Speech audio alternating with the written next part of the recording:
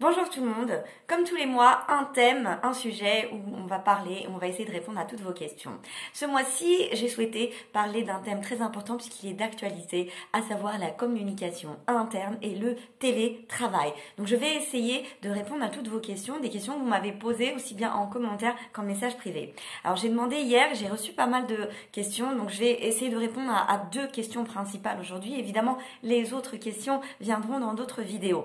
La première question, c'était pourquoi la communication interne doit-elle changer avec le télétravail? Donc cette personne, a priori, a déjà une stratégie de communication interne et se demande pourquoi les choses devraient changer. Eh bien, tout simplement parce que les conditions ont changé. Il y a un paramètre qui a complètement changé. Vous aviez des équipes qui étaient en interne, qui vous voyaient, vous aviez la pause cigarette, vous aviez vos déjeuners ensemble, vous aviez l'occasion de réunir vos troupes, parfois même de leur tapoter sur l'épaule. Et aujourd'hui, ce n'est plus le cas. Il est clair que votre communication interne doit intégrer ce nouveau facteur qui est la distance. Ça veut dire qu'on ne peut plus considérer la communication de la même façon. Avant, vous aviez des canaux oraux. Moi, je considère également la pause cigarette, la pause café comme étant un instant d'échange. Vous aviez tous ces instants où vous pouviez renforcer la cohésion sociale, faire aimer l'entreprise, rappeler vos valeurs et tout ce que vous voulez. Aujourd'hui, ce n'est plus le cas. Sans compter qu'on est dans l'urgence. C'est-à-dire que moi, je vois des entreprises aujourd'hui qui vite faut s'outiller pour pouvoir continuer l'activité. C'est légitime ce que vous faites, mais en même temps on se retrouve dans un rythme de fou, un rythme où il y a de la prod et on oublie que c'est une famille qui est soudée et attention à ce que ce ciment ne vous lâche pas faute d'y avoir accordé assez d'attention. Donc c'est normal qu'on parle aujourd'hui de communication interne parce qu'elle doit être revue. Notamment les managers vont avoir réellement un vrai travail sur leur style de management qui devra évoluer. N'oubliez pas que vous êtes en train de manager des équipes qui sont obligées d'être en télétravail. Parce qu'il y a une chose qu'on oublie. Parfois, il y a des gens qui travaillent à la maison, mais c'est souvent des gens qui l'ont demandé. Aujourd'hui, les gens le subissent. Aujourd'hui, ils ont leurs enfants à la maison. Donc, quand vous leur dites réunion à 11h, est-ce que vous avez vérifié que il n'y avait pas les enfants?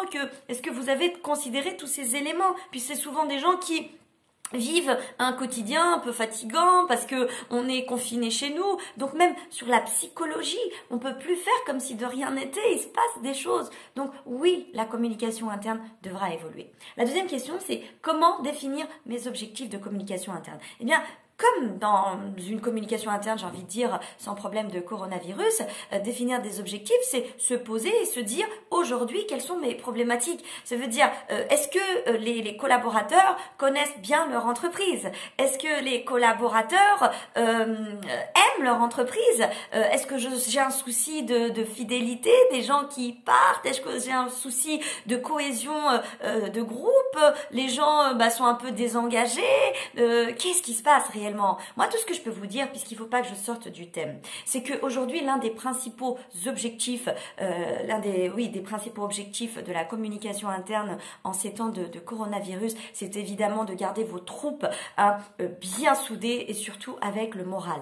Il est très important et capital de leur rappeler que l'entreprise a des solutions parce qu'aujourd'hui, on voit, il y a du chômage technique, il y a des entreprises qui vont fermer et les gens ont peur. Est-ce que mon entreprise va fermer? Donc, c'est important de les rassurer, ça c'est capital. Et de deux, il faut leur rappeler que l'entreprise elle est là pour eux, qu'ils sont une grande famille. Vous devez garder toutes ces entraides entre eux comme ils le faisaient. Et surtout, vous devez agir sur le moral parce que il y a beaucoup de personnes qui sont peut-être un peu plus fragiles que d'autres, qui risquent réellement d'aller mal. Il faudra les aider. Donc vos objectifs iront davantage dans ce sens. Ça c'est très important qu'on comprenne que il faut rassurer sur la pérennité, il faut compter sur ces équipes aussi, il faut leur dire voilà, aujourd'hui on va mal, maintenant il est temps de se réunir pour que on sauve notre entreprise. Ça c'est capital et être les uns pour les autres, ça c'est également primordial. Voilà pour aujourd'hui. Donc la semaine prochaine, j'espère qu'on sera plus en confinement, mais qui sait,